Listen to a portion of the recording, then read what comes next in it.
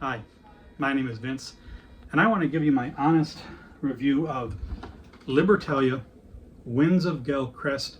This is by Stonemaier Games. They are excellent in the games they make. Almost every game they make I really love. That's some of the stuff you get inside. But this is an incredibly cool game with some really unique mechanics to it.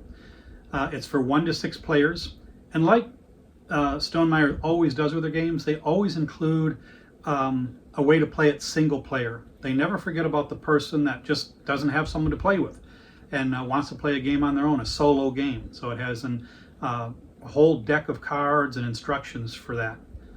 It comes with everything you need to play the game, and it comes with the instruction cards, the instruction rules.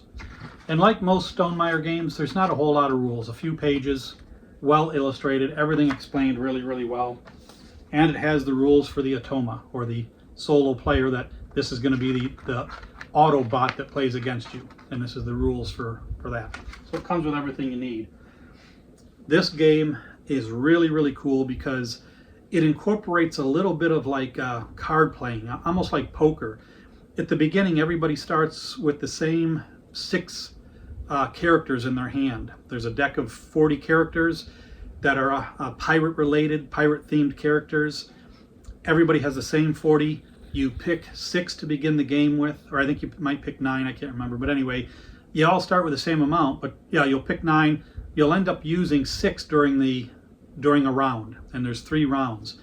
So at the end of the first round, you all started with the same 9 cards, but you probably all played different sets of those cards. So at the end of that first round, you each have 3 cards left. But the 3 cards I have might be different than the 3 you have, because maybe you played different than I did. Then we select 6 more cards. So for the second round, we have 9.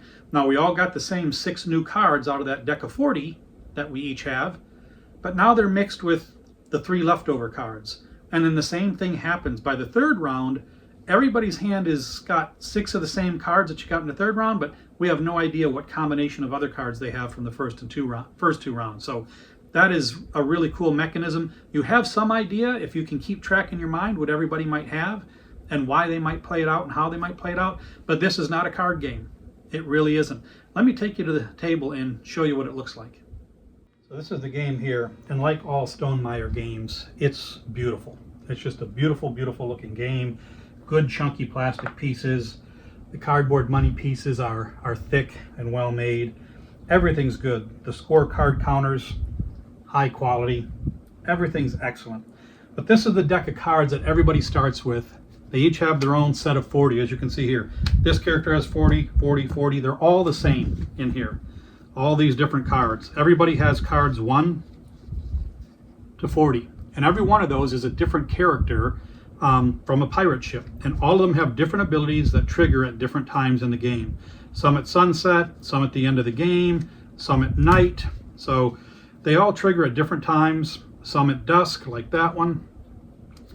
And each of them has different abilities.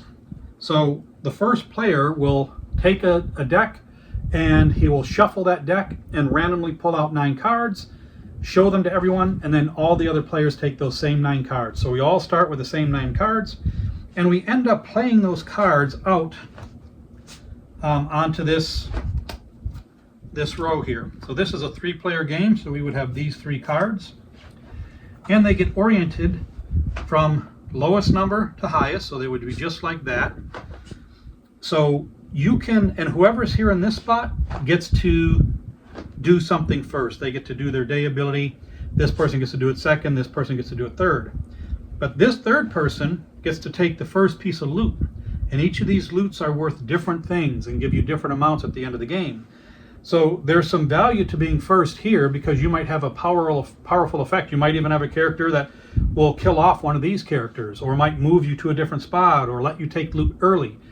But there's value to this too, because this person's going to let you get the first bit of loot.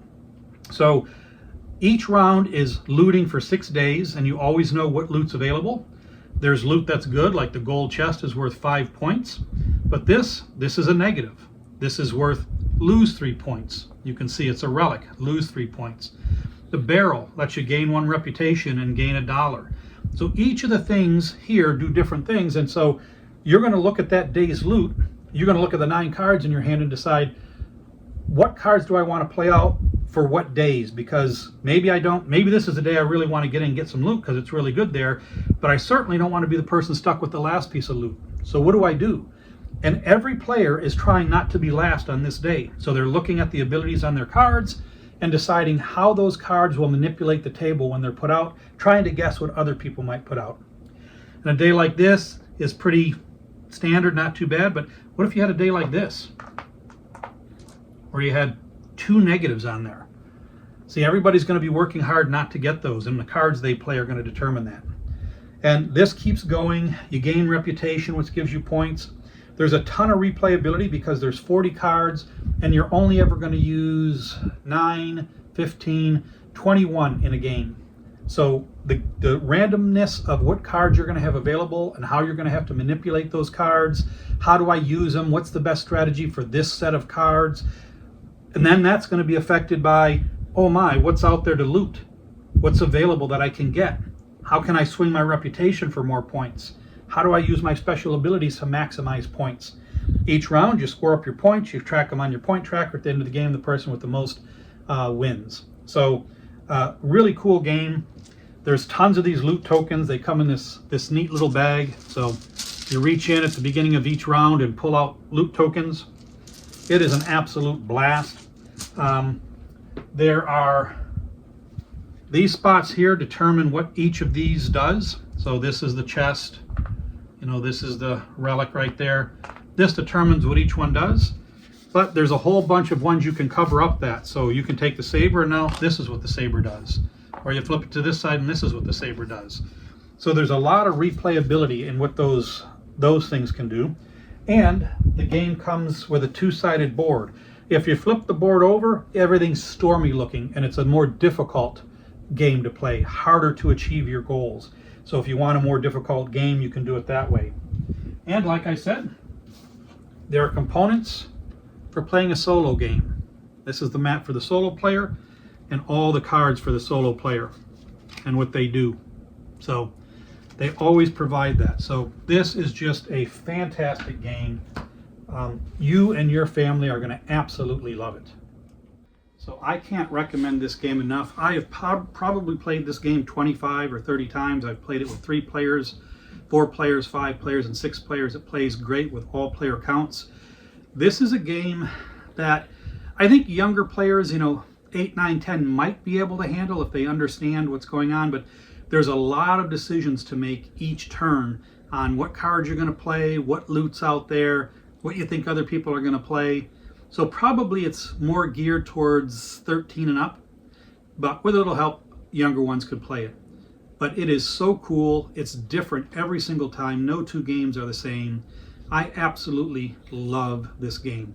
And I would say a game of this takes about 2 hours to get through the whole thing. It's about a 2-hour game for, 3 to 5 players, even 6 players. The player count doesn't really increase the time very much. So plan on about 2 hours for this game.